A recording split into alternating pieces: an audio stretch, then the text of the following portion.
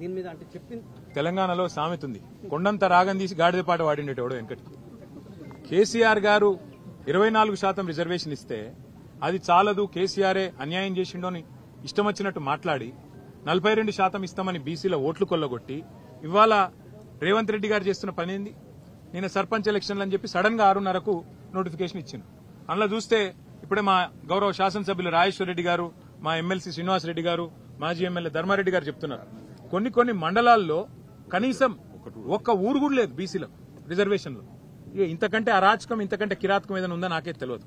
మరి నేను ఇంకొక మాట కూడా అడుగుతున్నా, 42% అని చెప్పి కులగణన అని చేసి దానికి 160 కోట్లు ఖర్చు పెట్టి దానికి మళ్ళీ రాహుల్ గాంధీ కితాబులు ఇచ్చి ఇది రేర్ మోడల్, రేర్ అంటే ఏందట అంటే రాహుల్ రేవంత్ మోడల్ అట, రేర్ మోడల్ అని పెట్టి దానికి కాంగ్రెస్ వర్కింగ్ కమిటీలో తీర్మానం పెట్టి ఓహో రేవంత్ రెడ్డి ఆహా కాంగ్రెస్ అని ఊదరగొట్టి ఇలా పీకింది చివరికి.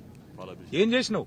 42% రిజర్వేషన్లను నమ్మబలికి బీసీల ఓట్లు కొల్లగొట్టి ఇవాళ 17%కి పరిమితం చేసినందుకు ముందు రేవంత్ రెడ్డి 2 చెంపలేసుకొని బీసీలను మోసం చేసినందుకు క్షమాపణ చెప్పాలి.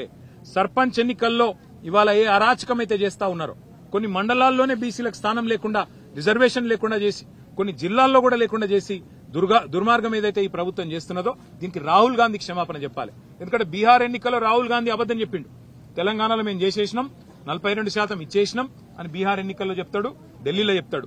అందుకే తెలంగాణ గల్లీల్లో ఉండే మా బలహీన వర్గాల సోదరులకు నా ప్రార్థన, దయచేసి కాంగ్రెస్ పార్టీ మిమ్మల్ని ఏదైతే నమ్మించి గొంతు కోసిందో బుద్ధి చెప్పండి. ఇవాళ పార్టీ రహితంగా జరిగే ఎన్నికల్లో సిగ్గులేదు ముఖ్యమంత్రికి, మంత్రులకు. పార్టీ రహితంగా జరిగే ఎన్నికల్లో పార్టీ పరంగా రిజర్వేషన్లు ఇస్తారట.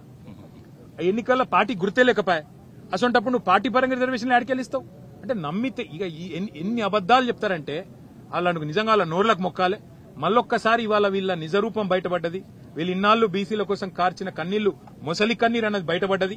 కాబట్టి బీసీ సోదరులు, ముఖ్యంగా సోదరీమణులు, మీరే బుద్ధి చెప్పాలా ఈ దుర్మార్గమైన ప్రభుత్వానికి అని చెప్పి మేము విజ్ఞప్తి చేస్తూ, ఈ రకమైన మోసాన్ని ఏదైతే కొనసాగించే ప్రయత్నం ముఖ్యమంత్రి ఆయన మంత్రులు చేస్తా ఉన్నారో దీనికి తప్పకుండా తెలంగాణ తప్పకుండా సందర్భానుసారంగా కసిదీరా, కాళోజీ నారాయణరావు గారు చెప్పినట్టు కసిదీరా కాలం వచ్చినప్పుడు కాటేసి తీరుతుందనే మాట కూడా వారికి విజ్ఞప్తి చేస్తాం. Thank you.